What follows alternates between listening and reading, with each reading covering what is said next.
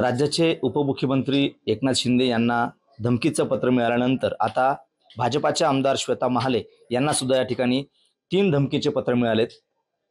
स्वतः आमदार श्वेता महाले आपल्यासोबत आहेत. ताई, तुम्हाला 3 धमकीचे पत्र मिळाले. काय नेमकी धमकी आहे आणि कशा पद्धतीचा मजकूर आहे?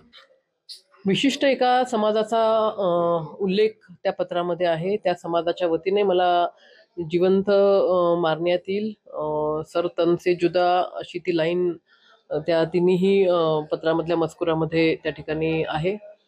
आणि ती जी भाषा आहे, ते जे काही मजकूर त्याच्यामध्ये आहे, हा कुठेतरी समाजामध्ये तेढ निर्माण व्हावा अशा पद्धतीचं ते पत्र आहे.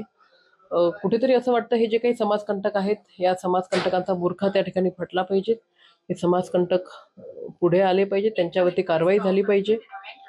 अशा पद्धतीने धमक्या येणं आणि विशिष्ट समाजाकडनं धमक्या येणं हे काही फुले शाहू आंबेडकरांच्या या महाराष्ट्राला त्या ठिकाणी मान्य नाही आहे.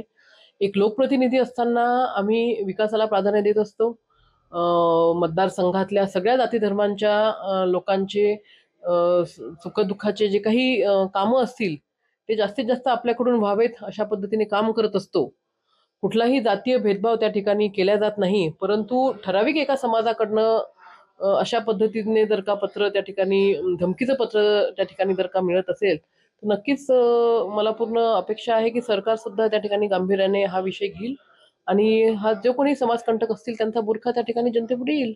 या संदर्भात पोलिसात तक्रार दिली आहे का? देणार आहात? पोलिसांकडे तक्रार मी देत आहे.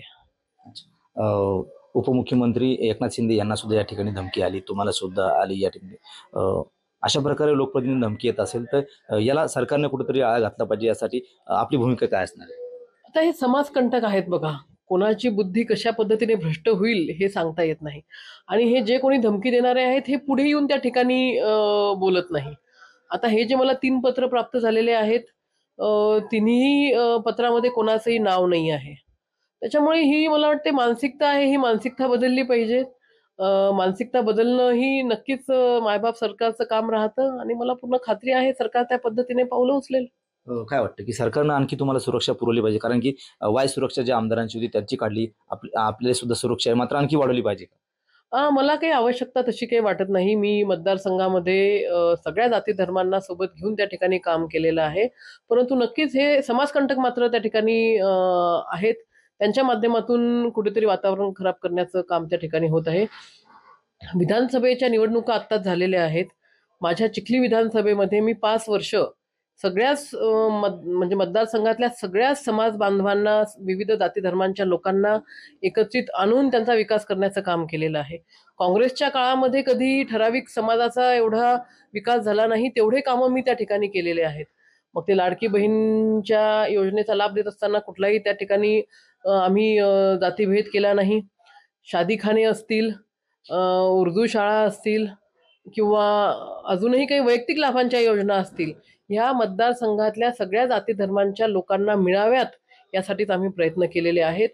परंतु विधानसभेच्या निवडणुकीच्या वेळेला मात्र काँग्रेसच्या उमेदवाराकडून खास करून विशिष्ट काही समाजामध्ये मौलवी घरोघरी फिरवण्यात आले. त्या मौलवींना सांगण्यात आलं की आपल्याला हे जे कामं ताईंनी केलेले आहेत त्या कामांपेक्षा, या शादीखान्यांपेक्षा आपल्याला आपला धर्म महत्वाचा आहे आणि त्या धर्मासाठी तुम्ही काँग्रेसलाच मतदान द्या. घरोघरी मौलवी त्या ठिकाणी पाठवलेले आहेत. तर कुठेतरी काँग्रेसने हे जे काही धर्माचं राजकारण त्या ठिकाणी केलेलं आहे विधानसभेमध्ये, नक्कीच त्याचा सुद्धा कुठेतरी डोक्यामध्ये ठेवून हे पत्र त्या ठिकाणी केलं गेलेलं असेल. तुम्हाला असं म्हणायचं की हे काँग्रेसच्या लोकांनी केलं असेल? काँग्रेसच्या लोकांचं म्हणून नाही म्हणते मी, म्हणजे हे जे पत्र आलंय हे त्यांनीच दिलंय असं नाही म्हणत आहे.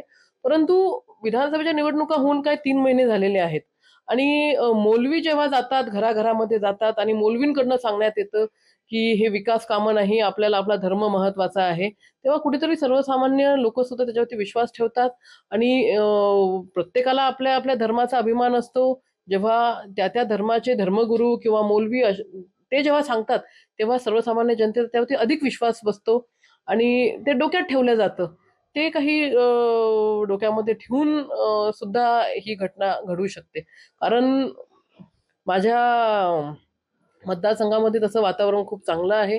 आपल्या सर्वांना माहिती आहे. मी जेव्हा आमदार झाल्यानंतर सुरुवातीला दीड वर्ष मी तर सुरक्षासुद्धा म्हणजे जी आमदारांना राहते ती सुद्धा सुरक्षा त्या ठिकाणी घेतली नव्हती.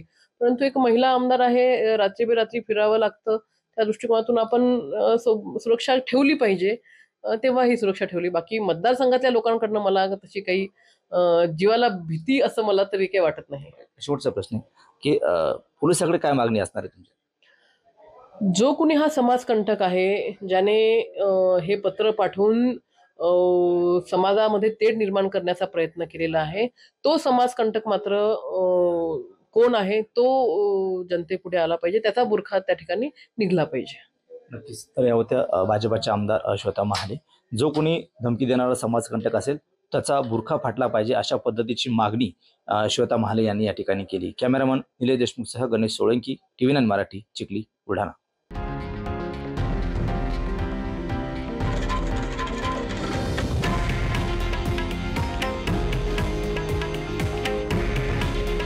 हे आहे देशातील नंबर 1 न्यूज नेटवर्क आणि आपण पाहत आहात TV9 मराठी. काळजी तुमची, हित महाराष्ट्राचं.